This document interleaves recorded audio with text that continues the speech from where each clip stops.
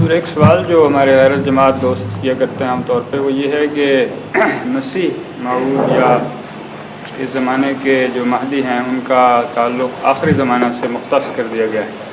اس کا کیا قطعی ثبوت ہے کہ یہ آخری زمانہ ہے یا اس زمانے میں جب بانی صلی اللہ علیہ وسلم نے مسیح موعود ہونے کا دعویٰ کیا وہ آخری زمانہ ہے؟ آخری زمانہ تو ایک اصطلاح ہے مذہبی جسے دراصل لیٹر ڈیز انگریزی میں کہا جاتا ہے. وہ اسی میں بھی اس کی کشمیریت بھی ہیں اور اکثر مذاہب میں یہ محاورہ ملتا ہے. ہندوؤں میں بھی حضرت کرشن کی پیشگوئی ہے کل یگ میں جبکہ زمانہ آخر پہ جب زمانہ خراب ہو جائے گا. حضرت بدھ نے بھی پیشگوئی کی ہے اپنے دوبارہ آنے کی. تو آخری زمانہ تو مراد یہ ہے لیٹر ڈیز یعنی آخر بعد میں کسی وقت. اور قرآن کریم نے بھی یہی لفظ استعمال فرمایا ہے وَآخَرِينَ مِنْهُمْ لَمَّا يَلْحَقُوا بِهِمْ کہ حضرت صلی اللہ علیہ وسلم کی بعثت ثانیہ ان آخرین میں ہوگی جن کا صحابہ سے زمانے میں الحاق نہیں ہے. وہ الگ زمانے کے لوگ نہیں الگ زمانے. تو آخری کا لفظ ایک بعد کے زمانے کے متعلق آتا ہے جو مبہم سا ایک تصور ہے. اس زمانے کو پہچاننا ہو تو اس زمانے کی علامتیں پہچاننی چاہیے. اگر وہ علامتیں ظاہر ہو جائیں گی تو زمانہ پہچانا جانا چاہیے. اس لیے اگلا سوال ضروری ہے اس کے بعد کہ اس زمانے کی علامتیں کیا ظاہر کی گئیں. حضرت صلی اللہ علیہ وآلہ وسلم نے اس مضمون کو بڑی تفصیل سے کھول کر بیان فرمایا کہ جب بھی مسیح نے یا مہدی نے آنا ہے اس سے پہلے امت محمدیہ پر کیا حالات گزر رہے ہیں. ایک وہ جو حدیث میں نے پڑھ کے سنائی آپ نے پوچھا تھا جس کے اندر سوال خوکر صاحب نے وہ بھی ایک نشانی ہے کہ امت فرقہ فرقہ بڑھ چکی ہوگی. اور بہت سی تفصیل سے علامتیں ہیں رسول اکرم صلی اللہ علیہ وسلم نے خود بیان فرمائی جن میں مثال کے طور پر دجال کا ظہور. دجال کی علامتیں اس کی پہچاننے کا طریقہ اس کی سواری کی نشانیاں اس زمانے میں کیا کیا ایجادات ہو رہی ہوں گی انسان کتنے ترقی کر چکا ہوگا اس کے تمدنی حالات کیا ہوں گے عورتیں کیا کر رہی ہوں گی مردوں سے برابری کی کوشش ہو رہی ہوگی ان کے فیشن کیا ہوں گے اور معاشی اور تمدنی حالات کیا ہو چکے ہوں گے. نہایت تفصیل سے زمانے کے ہر پہلو کا نقشہ حضرت صلی اللہ علیہ وسلم نے خود کھینچا ہوا. اور جہاں تک امت محمدیہ کی دینی حالت کا تعلق ہے وہ نقشہ بھی کھینچا ہوا ہے. اس لیے ایک آدمی اگر سچی جستجو رکھتا ہے اس کو چاہیے کہ وہ دیکھے کہ وہ تصویریں جو کھینچی ہوئی تھیں وہ پوری آ گئی ہیں. مثلا یہ جو امت محمدیہ کے اندر اختلافات اور لوگوں کا حال کیا ہوگا علماء کیسے ہوں گے اس کے متعلق ایک حدیث ہے جسے جو موجودہ علماء ہیں وہ اگرچہ ان کے خلاف ہی ہے لیکن ماننا پڑتا ہے ان کو کہ ہاں یہ حدیث موجود ہے اور سچی ہے. رسول اللہ علیہ وسلم نے فرمایا سیاتی علی الناس زمان لا یبقى من الاسلام الا اسمه ولا يبقى من القرآن الا رسمه مساجدهم عامرة وهي خراب من الهدى علماؤهم شر من تحت عرش السماء. کہ ایک ایسا قسم زمانہ آنے والا ہے کہ اسلام صرف نام کا باقی رہ جائے گا اور قرآن کریم صرف لکھنے کے لیے ہوگا. مسجدیں بظاہر آباد بھی ہوں لیکن ہدایت سے خالی ہوں گی اور علماء اس وقت کے علماء شرهم من تحت علی السماء آسمان کے نیچے بدترین مخلوق ہیں سب سے زیادہ شریر مخلوق ہیں. یہ ایک پیشگوئی ہے. اور اسی طرح 72 فرقوں میں بٹنا اور دینی حالت خراب ہونا. ایک اور حدیث میں آتا ہے کہ میری امت میں آخر پر آ کر مسلمان جو ہیں آخری دور میں وہ اس طرح یہود کے مشابہ ہو جائیں گے جس طرح ایک جوتی دوسری جوتی کے مشابہ ہو جائے.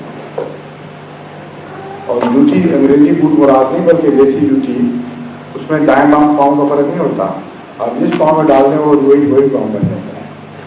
उसकी मिसाल दी है नालैन।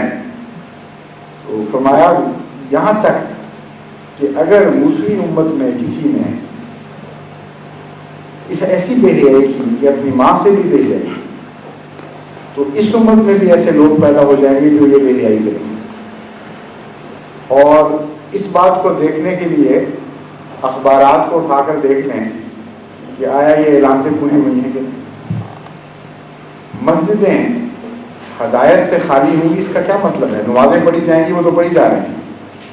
हदायत से खाली होंगी का मतलब है कि एक फसाद का जरिया बनेंगी, एक दूसरे के खिलाफ फतवे होंगे, कत्ल के, गारत के, सियासत के अखाड़ा बन जाएंगी, नफसानी ख्वाहिशात को आगे करने के लिए जरिया बन जाएंगी, वहाँ लड़ाइयाँ होंगी, पुलिस बूट लेके अंदर दाखिल होगी, मार कुटाई करेगी। हदायत से खाली होने का यही मतलब है। वो सारा नक्शा अभी पूरा हुआ है कि नहीं?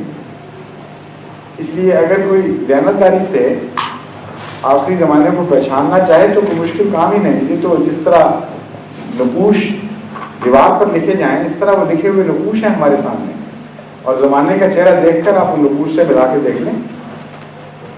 फिर हज़रत रसूल करीम सल्लल्लाहु अलैहि वसल्लम ने जो दज्जाल का नक्शा खींचा है वो इतना वाज़ेह है कि उसके बाद किसी शख्स के लिए ये पूछने की ज़रूरत ही नहीं कि आखिरी ज़माना आया कि नहीं।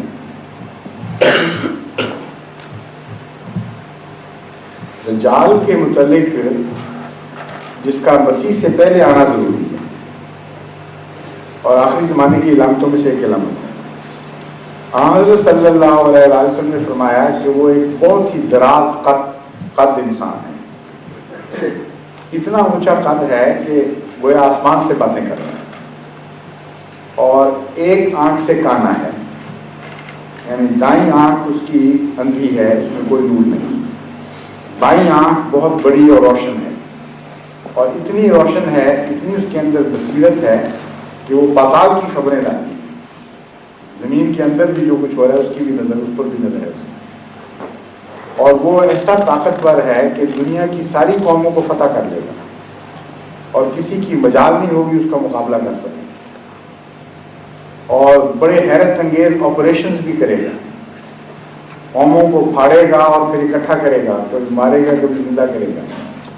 वो खुराक लेकर साथ फिरेगा और जहाज खुराक के लदे हुए उसके होंगे उसके साथ। जो कौमें उसकी बात मानेंगी, उसकी गुलामी कबूल करेंगी, उनको माशी लिहाज से बड़ी मदद देगा। वहाँ हैरत अंगेज तरक्कियाँ होंगी और आसमान उनके लिए पानी बरसाएगा और फाकों से निजात पाएंगे। और जो कौमें उसका इनकार करेंगी उनको भूखे मारेगा, और वहाँ ड्राउट्स पैदा हो जाएंगे और बड़ी बड़ी सख्तियाँ बड़े पैदा होंगी, कहत पैदा होंगे। ये सारी इलामतें हज़रत सल्लल्लाहु अलैहि वसल्लम ने उसकी शख्सियत के मुताबिक बयान फरमाई। मुसलमान उलमा अक्सर जो हम जमात अहमदिया से ताल्लुक़ नहीं रखते, वो चूँकि ज़ाहिरी तौर पर इस हदीस का मतलब लेते हैं, वो अभी तक इंतज़ार कर रहे हैं, उनके लिए आखिरी ज़माना आया ही नहीं। इसलिए जो सवाल करने वाला है उसको पहले दिखाना पड़ेगा कि हम किस तरह इन पेशगोइयों के माने लेते हैं, फिर उसकी अकल, उसकी फरासत खुद फैसला करेगी कि जमात अहमदिया जो ताबीर कर रही है वो सच्ची है या गलत है। उलमा की ताबीर को अगर ये सच्चा माने कि सचमुच का एक काना जो पैदा हो, तो जब तक वो जो ना पैदा हो, इनका ना आखिरी ज़माना आना है, ना इनका मसीह आना है, ना मादी आना है, और दिन ब दिन हालत बद से बदतर होगी। क्योंकि रसूल करीम सल्लल्लाहु अलैहि वसल्लम ने जहाँ पेशगोइयाँ फरमाई हैं वहाँ ये बात वाज़ेह कर दी है कि जब उम्मत मोहम्मदिया के दिन खराब होंगे तो फिर मसीह और महदी के आए बगैर पलटेंगे नहीं, फिर उनमें इनकलाब नहीं आएगा। दोबारा ज़िंदगी मिल ही नहीं सकती जब तक कि ये वाक़या ना हो जाए कि आसमान से खुदा मसीह भी। जब ये शर्त हो गई तो मसीह से पहले आने वाला ही नहीं आया तो आखिरी ज़माना कहाँ से ज़ाहिर हो जाएगा।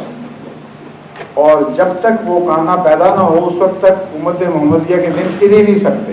फिर ये कोशिशें भी छोड़ दें, ये जो ख़त्म नबूवत की कॉन्फ्रेंसें हैं और ये मुख्तलिफ जमातें जो बनी हुई हैं, कहाँ रसूल सल्लल्लाहु अलैहि वसल्लम ने लिखा है कि ये जमातें पैदा होंगी तो उम्मत को बचा लेंगी। मसीह के आए बगैर बचना ही नहीं है। اس لیے یہ ساری کوششیں بیکار جائیں گی۔ مشکل یہی ہے کہ آخری زمانے کی علامتیں تو حضور اکرم صلی اللہ علیہ وسلم نے کھول کر بیان فرما دی تھیں، وہ دیکھنے والی آنکھیں نہیں رہیں، صاف لکھا ہوا نظر آ رہا ہے، پہچانتے نہیں۔ جماعت احمدیہ کے نزدیک آخری زمانہ آ چکا ہے، اس کی وجہ یہ ہے کہ ہمارے نزدیک یہ پیشگوئی پوری ہو گئی۔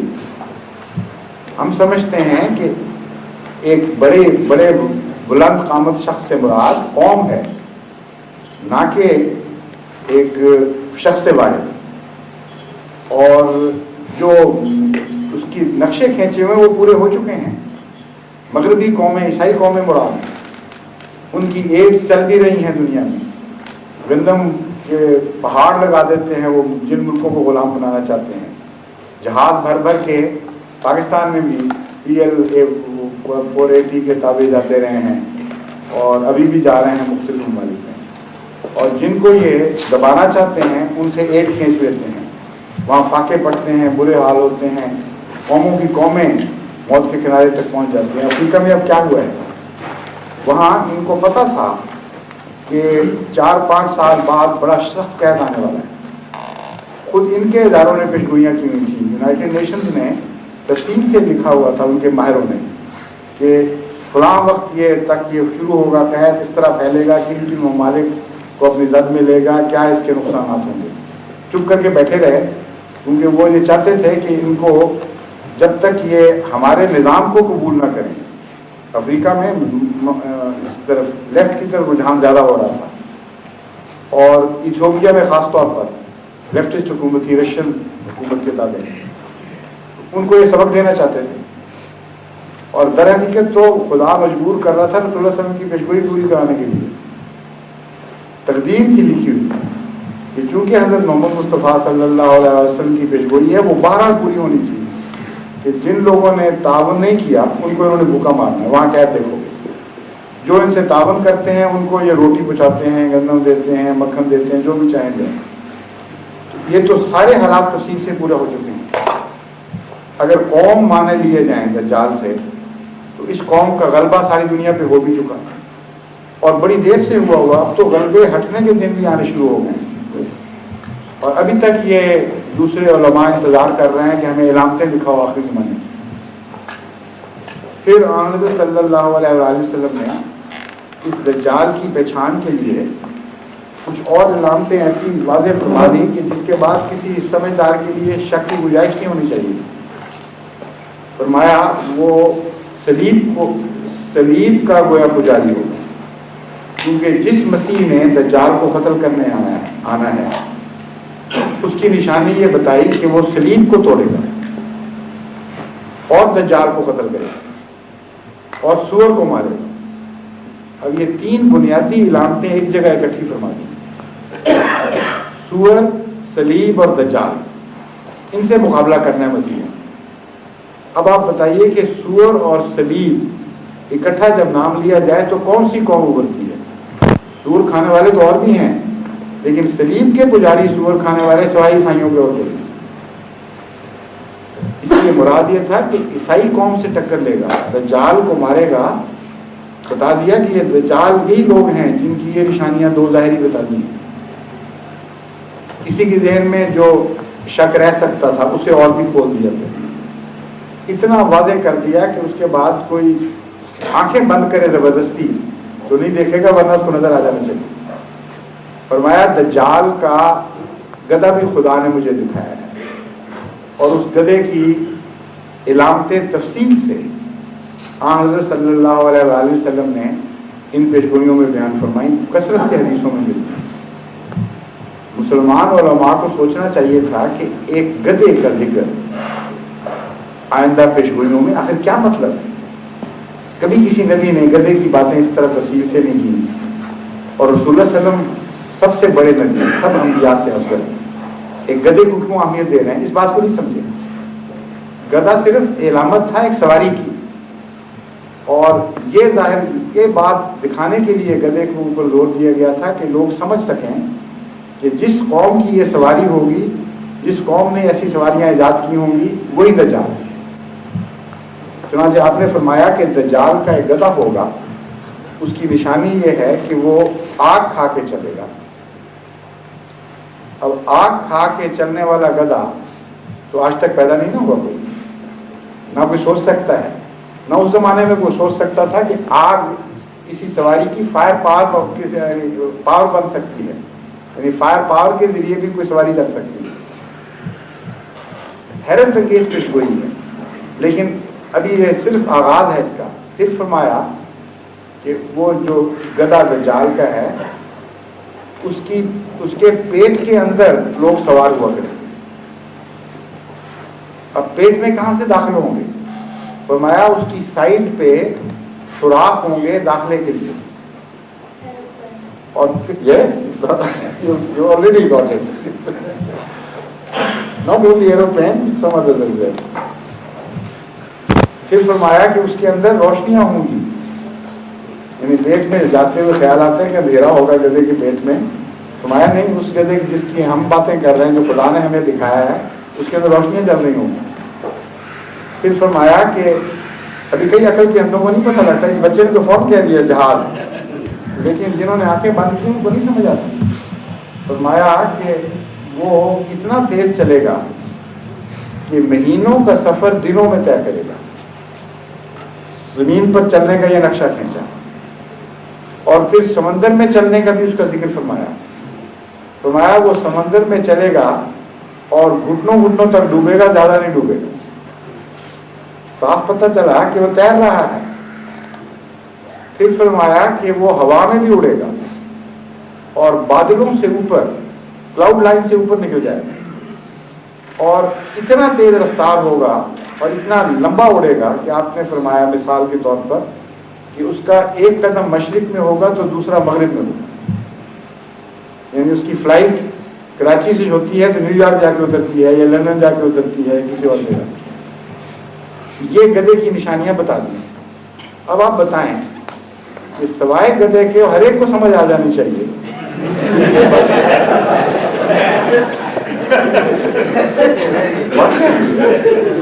کیونکہ وہ شعر ہے کہ پتا پتا بوٹا بوٹا حال ہمارا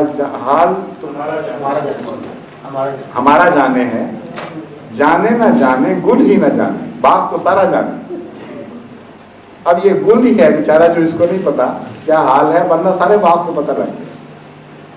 یہ نشانیاں پھر یہاں تک تفصیل بیان فرمائی کہ اس کے ماتھے پر چاند ہوگا. اب جو علماء ظاہری لفظ پر اٹکے بیٹھے ہیں کہ جب تک ظاہر کا معنی نہ ہو ہم سمجھیں گے نشانی پوری نہیں, ان کو اب تک یہ بھی نہیں پتا کہ چاند کا حجم کتنا ہے اور گدھے کا کتنا ہے. گدھے کا جو حجم بیان فرمایا رسول اللہ صلی اللہ علیہ وسلم نے, وہ فرمایا اس کے 2 کانوں کے درمیان 70 ہاتھ کا فاصلہ ہے. اب آپ دیکھ لیں کان کی مثال اگر آپ سمندری جہاز سے لیں تو اس کا پیٹ کم و بیش اتنا ہوتا ہے, اوسطاً بیان کیا جاتا ہے. گاڑی کے اگلے ڈبے میں بھی ایک کان لٹکا ہوتا ہے جھنڈی کا, اور ایک پچھلے ڈبے میں بھی کان لٹکا ہوتا ہے. عجیب شے خدا کی شان کہ جھنڈی ان کو کان کی شکل کی ملی. وجہ یہ ہے کہ رسول اللہ صلی اللہ علیہ وسلم کی بات سچی فرمانی تھی اللہ تعالیٰ نے, اور وہ بھی کم و بیش یہی فاصلہ ہے. ہوائی جہاز کے 2 کان میں اس کے 2 بار جو ہیں ان کے اب یہ کم و بیش یہی فاصلے, 70 ہاتھ سے مراد یہ نہیں کہ دل کے فٹوں میں یا انچوں میں یہ فاصلہ ہے, مراد ہے کہ بہت بڑا کشادہ ہوگا. اس تفصیل سے پوری ہوئی. اب اس کے اوپر ماتھے میں چاند کہاں سے آ سکتا ہے؟ چاند تو اتنی بڑی جگہ ہے کہ وہ ایسے جیسا گدھے کا نقشہ کھینچا ہے, ایسے لاکھ گدھے بھی ہوں تب بھی ان سے حجم میں بڑا ہے, کروڑ گدھوں سے بھی زیادہ, ارب گدھوں سے بھی زیادہ. اتنا بڑا ہے چاند اس سائز کے گدھے کے مقابلے پر, تو اس کے ماتھے پہ چاند آ ہی نہیں سکتا. مراد یہ تھی کہ گول روشنی ہوگی چاند کی طرح, دور سے دیکھو گے تو بعد میں دھوکہ لگے گا کہ چاند نکلا ہے. اور اب واقعہ یہ ہے, سندھ میں ایک دفعہ میرے ساتھ بھی یہ واقعہ گزرا. ایک دفعہ گاڑی آ رہی تھی دور سے اور چاند نکلنے کا بھی کم و بیش وہی وقت تھا. بالکل یہ لگ رہا تھا کہ چاند نکلا ہے. دور سے کچھ دھند, کچھ اس کا افق کے قریب سے نظر آنا, اور ہم یہی سمجھتے رہے کہ چاند نکلا ہے. پھر وہ جب چاند قریب آنا شروع ہو, پھر سمجھ آئی کہ نہیں یہ گاڑی کی روشنی تھی. اور چاند کی شکل گول ہوتی ہے, اور چاند کی شکل کی ہی ساری سواریاں روشنیاں انہوں نے ایجاد کی. اتنی تفصیل سے حدیث پوری ہوئی ہے کہ آدمی کی عقل دنگ رہ جاتی ہے, اور کسی دہریہ کے لیے, کسی دوسرے مذہب کے لیے گنجائش نہیں ہے کہ اس حدیث کے بعد رسول اللہ صلی اللہ علیہ وسلم کا انکار کر سکے. اور اب دیکھ لیں, چاند ہوائی جہاز کے اوپر بھی گول شکل کا چاند بنایا ہوا انہوں نے, موٹروں کے اوپر بھی چاند بنایا ہوا, موٹر سائیکلوں پہ بھی چاند بنایا ہوا. جو سواری بناتے ہیں اس کی گول چاند جیسی شکل بناتے ہیں. یہ تقدیر الہی کام لے رہی ہے سارا, تاکہ لوگوں کو یہ کھل جائے کیا نقشہ ہے. اتنا بیان فرمانے کے بعد پھر مزید یہ بتایا کہ وہ گدھا چلنے سے پہلے اعلان کیا کرے گا کہ یہ سواری اب چلنے والی ہے, جس نے آنا آ کے بیٹھ گیا, اور اس کے بعد پھر وہ روانہ ہوا کرے گا منزل ب منزل. اب آپ یہ دیکھ لیں کہ جتنی بھی سواریاں انگریزوں یا عیسائیوں نے ایجاد کی ہیں ان کے اوپر یہ ساری تفصیل لفظاً ثابت آ رہی ہے. چلنے سے پہلے گاڑی بھی اعلان کرتی ہے, وسل بجاتی ہے, اعلان ہوتا ہے. ہوائی جہاز اعلان ہوتا ہے, یہ جہاز نیو یارک کے لیے تیار ہے, یہ فرینکفرٹ کے لیے تیار ہے, یہ فلاں جگہ کے لیے تیار ہے. اور بسیں رہ گئی, وہاں بھی وہ بجاتے ہیں ان کے کنڈکٹر, اور کچھ نہیں تو وہ تھپ تھپ بھی کر دیتے ہیں باڈی پر کہ آ جاؤ بیٹھو, جس نے چلنا ہے چل, ہم چلیں. حضرت صلی اللہ علیہ وسلم کا مقام اگر دیکھنا ہو تو ان معنوں میں نظر آتا ہے, نہ کہ ظاہری لفظوں میں. اور یہ کہتے ہیں نشانی کوئی نہیں پوری, تو کیسے کوئی دکھائے. ایک دفعہ آسٹریلیا میں ایک اسکول میں میرا لیکچر تھا, وہ عیسائی لڑکے مختلف کلاسوں کے 2 حصوں میں بٹ گئے تھے, انہوں نے باری باری سوال کرنے تھے. مختلف اسلام پہ سوال ہوئے تو ان کا جو ایک عیسائی پادری جو علاقے کا اس کو بھی بلایا ہوا تھا. اس پر انہوں نے, پادری نے دیکھا کہ یہ تو اسلام سے بہت متاثر ہو رہے ہیں اور بڑے کھل کے اظہار کر رہے تھے کہ ہاں بہت اچھا ہے, صحیح جواب ملا, ہمیں تسلی ہو گئی. اس نے شرارت سے ایک بچے کو یہ سکھایا کہ اس سے پوچھو اینٹی کرائسٹ کیا ہے. اس کا مطلب تھا کہ یہ تم اینٹی کرائسٹ لوگ ہو, دجال ہو. اینٹی کرائسٹ دجال کو کہتے ہیں, اور حضرت عیسیٰ کے مقابلے کے لیے آئے اس نے, ہم تمہیں نہیں مانیں گے, یہ مراد تھی اس کی. تو میں نے کہا کہ بہت اچھا سوال کر دیے, تو میں تمہیں نشانیاں میں بتا دیتا ہوں, پہچان تم لو. اور میں نے رسول اکرم صلی اللہ علیہ وسلم کی احادیث کی روشنی میں یہ نقشہ شروع کیا کہ اینٹی کرائسٹ جو ہے اس کا یہ نقشہ ہے. تھوڑی دیر ابھی گزری تھی تو انہوں نے کہہ دیا ہم پہچان گئے, ہم پہچان گئے. ہر ایک کو پتہ لگ جاتا ہے, آنکھیں بند کریں تو نہیں پتہ لگے گا.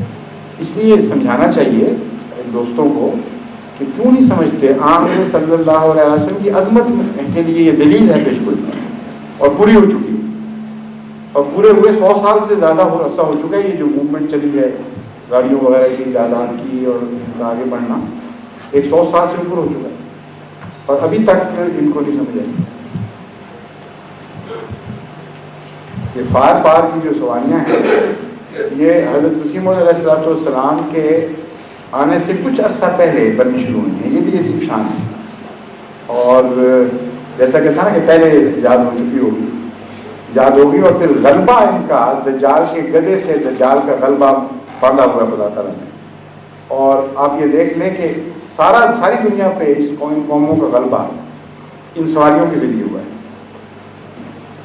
آج بھی جو قومیں زیادہ تیز رفتار سواریاں بنائیں گی وہی غالب آئیں گی. کبھی یہ جو اسکائی وال جو ہیں ان سے خطرہ پیدا ہو گیا, وہ اوپر سے ان کو ڈسٹینس نہیں ہوتی, اس لیے انتہائی تیز رفتار وہ حملے کر سکتے ہیں وہاں سے, آسمان سے. اور یہی سواریاں ایندھن سے چلنے والی, جن کے ذریعے دنیا میں طاقت کا فیصلہ ہونا.